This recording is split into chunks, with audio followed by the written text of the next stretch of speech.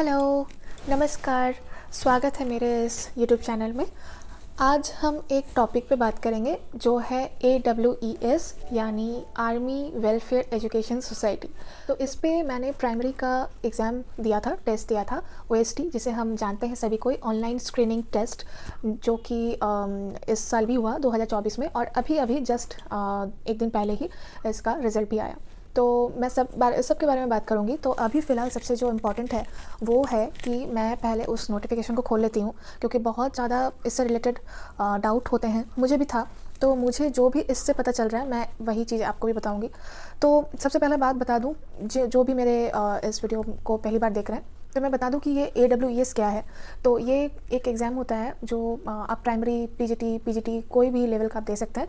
और इसमें होता ये है कि बहुत तरह के होते हैं। इस बारे में मैं फिर दूसरा एक वीडियो बना दूंगी अगर आप कहें तो। अभी फ़िलहाल के लिए बता दूं कि इसमें एड हॉक हो सकता है, कॉन्ट्रैक्चुअल और फिक्स टर्म। जनरली इसमें भी जैसे लिखा हुआ है रेगुलर कैंडिडेट और फिक्स टर्म, इसमें बात हुई है। तो आपको पहले ये क्या करना होता है कि आपको अगर इस स्कूल में अगर टीचर बनना होता है ना, तो आपको OST क्लियर करना होता है। तो अगर आपके पास ऑलरेडी सीटेड डिज़ायरेबल मतलब सीटेड अगर आप पास किए हुए हैं, तो ये जब आप इंटरव्यू देंगे OST क्लियर करने के बाद, जब आप इसके आगे जब आप कोई APS स्कूल में, आर्मी पब्लिक स्कूल में जब आप इंटरव्यू देने जाएंगे, तो वहाँ पे सीटेड यहाँ पे लिखा हुआ है कि सीटेड जिसके पास होगा वो डिज़ायरेबल माना जाएगा, उनको प्रेफरेंस दी जाएगी। तो अब ऐसा नहीं है कि आप बिना OST के इंटरव्यू नहीं दे सकते, आप दे सकते हैं, लेकिन मैंने नहीं दिया क्योंकि मुझे तभी इतना नॉलेज नहीं था।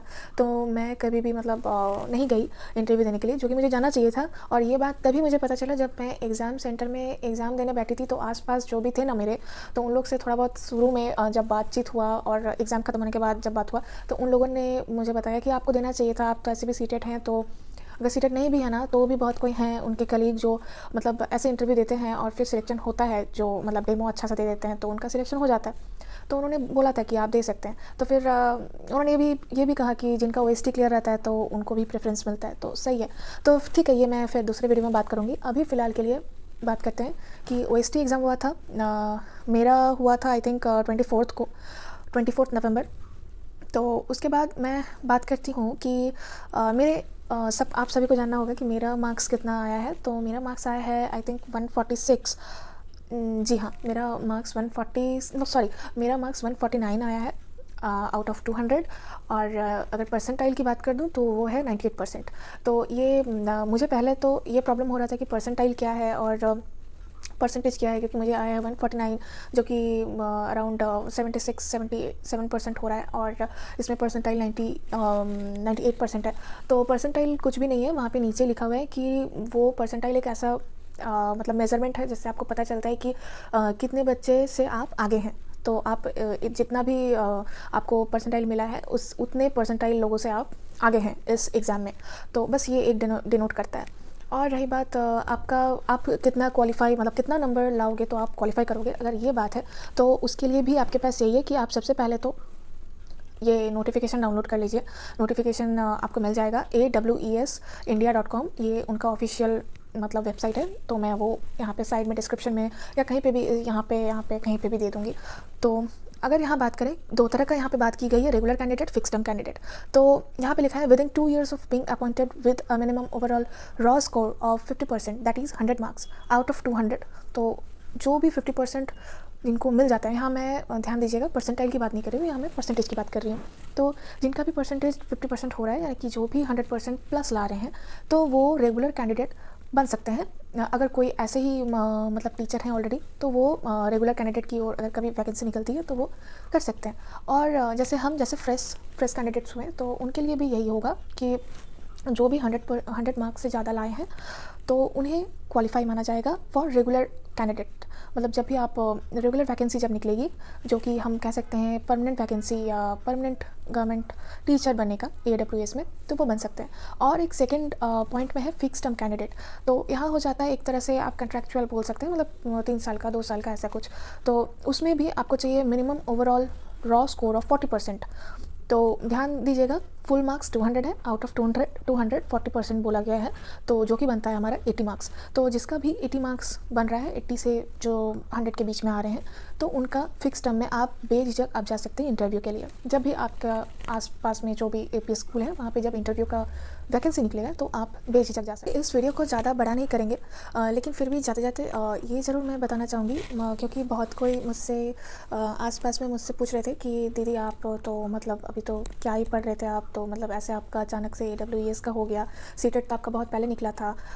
मुझे सीटेट मेरा 2021 में आई थिंक निकला था, और उसके बाद अभी AWES, तो बीच में KVS हुआ था जो कि मुझसे नहीं हुआ था, मैं क्वालिफाई नहीं कर पाई थी। तो बहुत कोई पूछ रहा था, तो उसका मैं अगर बोलूँ तो उसको लेकर अगर आपको भी जानना है तो मैं वो दूसरे वीडियो इसमें पूरा डिटेल बना दूँगी इसके ऊपर।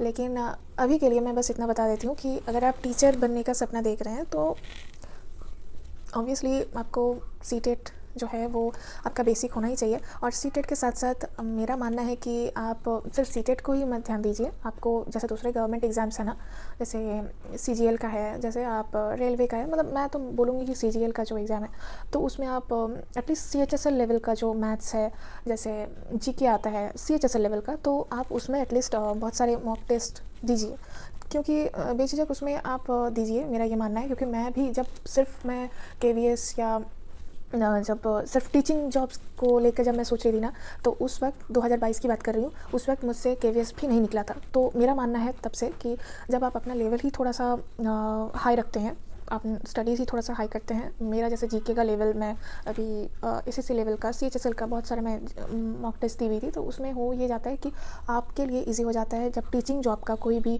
बहुत ही जल्दी में जब वैकेंसी निकल के फिर एग्ज़ाम ले लेते हैं वो लोग, तो आप वो मतलब ईजिली कर सकते हैं। मतलब ईजिली भी नहीं बोलूँगी क्योंकि मेरा ठीक ठाक ही मार्क्स है, 146 है, लेकिन मैं बोलूँगी कि मैं डेडिकेटेडली मैंने AWS के लिए नहीं किया था। तो अभी मैं आगे और भी एग्ज़ाम्स है, जैसे DSSS का है, तो मैं उसको फोकस करूँगी, और KVS भी शायद निकलने वाला है, ये ऐसा उड़ती खबर है।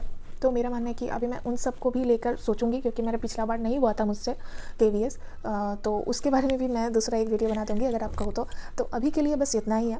अभी मैं बोलूँगी कि आप पढ़ना मत छोड़िए, थोड़ा सा डिमोटिवेटेड तो सबको ही होता है, मैं भी बहुत दिन तक डिमोटिवेटेड रहती हूँ, मेरा वीडियो कुछ बनता नहीं है, मैं खुद पढ़ती भी नहीं हूँ, तो लेकिन ऐसा नहीं करना चाहिए। ऐसा मैं भी नहीं करूँगी अब से, क्योंकि ये एक मोटिवेशन मुझे मिला काफ़ी दिन बाद, क्योंकि मैं बीच में एग्ज़ाम्स भी नहीं दे रही थी, तो अब फिर से मैं थोड़ा बहुत करूँगी इसमें। और बने रहिएगा मेरे साथ यूट्यूब में, क्योंकि एक सर हैं, एजुकेटर हैं, वो टेक्स्ट बुक में उन्होंने कुछ 100 डेज़ का चैलेंज उन्होंने लगाया, तो उसमें मुझे भी बड़ा अच्छा लगा, मैंने भी कमेंट कर दिया कि आई एक्सेप्टेड। तो अब जब एक्सेप्टेड बोल दिया है तो फिर वो 100 डेज़ चैलेंज तो करना ही पड़ेगा। तो मैं अभी पता नहीं कितना रेगुलर रहूँगी, लेकिन हाँ, मेरा यहाँ इस चैनल से मैं कुछ दिन तो एटलीस्ट मुझे लग रहा है कि मैं पढ़ूँगी, और उस रेगुलर रहने का जो ये जर्नी है मैं उसको आपसे शेयर ज़रूर करूँगी। तो आप भी बने रहिए, क्योंकि बस चाहिए अपने आप को, मतलब इंडिपेंडेंट रखना किसको नहीं चाहिए भाई, तो फिर ठीक है। अभी के लिए बस इतना ही, बने रहिएगा मेरे साथ, और मत भूलिएगा मेरे इस यूट्यूब चैनल को लाइक करने का, मेरे इस वीडियो को लाइक करने का, और इस यूट्यूब चैनल को सब्सक्राइब करने के लिए। Bye bye.